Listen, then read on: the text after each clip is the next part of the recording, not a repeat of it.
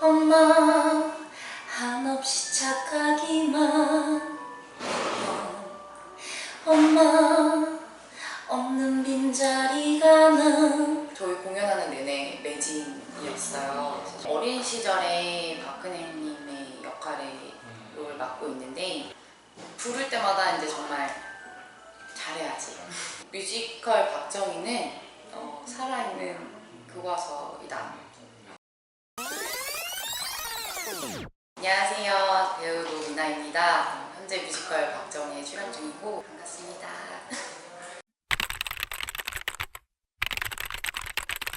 저희 뮤지컬 박정희 뮤지컬은 어린 친구들부터 가족분들까지 다 같이 볼 수 있는 공연이고, 이제 그때를 향수하시는 분들이 보는 것도 당연히 너무 좋겠지만 어린 친구들이 조금 더 많이 봤으면 좋겠는 그런 공연이에요. 네. 저도 사실 학교 다닐 때는 새마을운동 정도밖에 스쳐 지나가듯이 배우는. 네, 그 정도? 그때 이제 우리나라의 발전이 크게 있었다 정도? 이제 부모님이나 어른들한테 들은 정도밖에는 사실 명확한 지식이 없었는데 사실 공연하면서 항상 볼 때마다 되게 재밌어요. 왜냐면 일단 저는 겪어보지 못했던 시대의 이야기고, 그것도 어느 정도 이제 저희들은 이제 아예 모르고 그냥 이 시대를 살아가는 것보다 보면서 선택적으로 또 볼 수 있어서 꼭 이 정치색을 보고 고르지 않아도 볼 수 있는, 대중적으로도 볼 수 있다고 저는 생각합니다.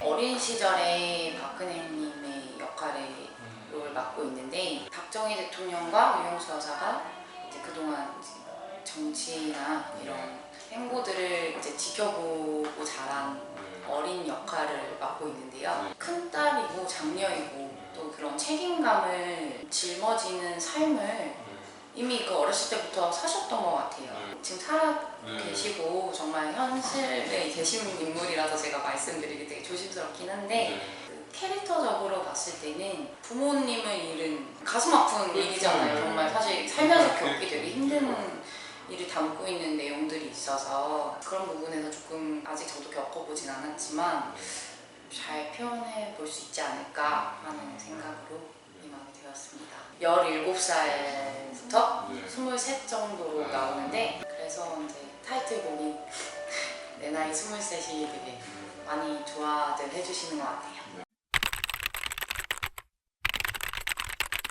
저가 사실 처음에 얘기를 들었을 때는 유영수나 박근혜 중에 한번 보고 얘기를 하시겠다. 저는 근데 대본을 보고 오히려 제가 맡게 된 박근혜님 역할이 좋았어요. 뮤지컬 박정희를 하면서 제 노래 넘버를 굉장히 좋아들 해주셔가지고 화장실에나 이제 공연이 끝나고 나서 흥얼거리는 노래가 사실 기억에 되게 많이 남는 노래라고 하시는데, 너무 감사하게도 내 나이 23이라는 제가 부르는 넘버곡을 제일 많이들 불러주시고 동영상도 많이 봐주시는 것 같아요. 그렇죠. 부를 때마다 이제 정말 잘해야지 큰 마음 먹고 하게 되는 원동력이 좀 많이 되는 것 같습니다. 그 제목 안에서도 되게 표현이 된 게, 되게 23은 정말 예쁘고 자기 꿈을 찾아가고, 요즘 같아서는 정말 예쁘게만 있어도 너무 고마운 나이잖아요 정말. 근데 그때 부모님이 또 대통령이셨고 이런 나라와 또 그런 정말 이 시대 국모 이미지로 이제 거론되는 유영수 여사님을 잃고 동생 감싸 안고 자기 일을 또 해야 되는 그 약간 혼돈의 시간을 그 노래 한 곡에 되게 잘 표현이 되어 있다고 생각이 들었어요. 그래서 이 캐릭터에 대해서 감정적으로 감성적으로 와닿게 전달할 수 있는 제일 큰 포인트가 노래가 아닐까 생각합니다. 엄마 한없이 착하기만 엄마 없는 빈자리가 나. 무서워 내가 채울 수 있을까 저 깊은 어둠을. 저희 뮤지컬은 음악이 너무 좋습니다. 뮤지컬 박정희를 검색을 해보시면 이제 가로세로 연구소에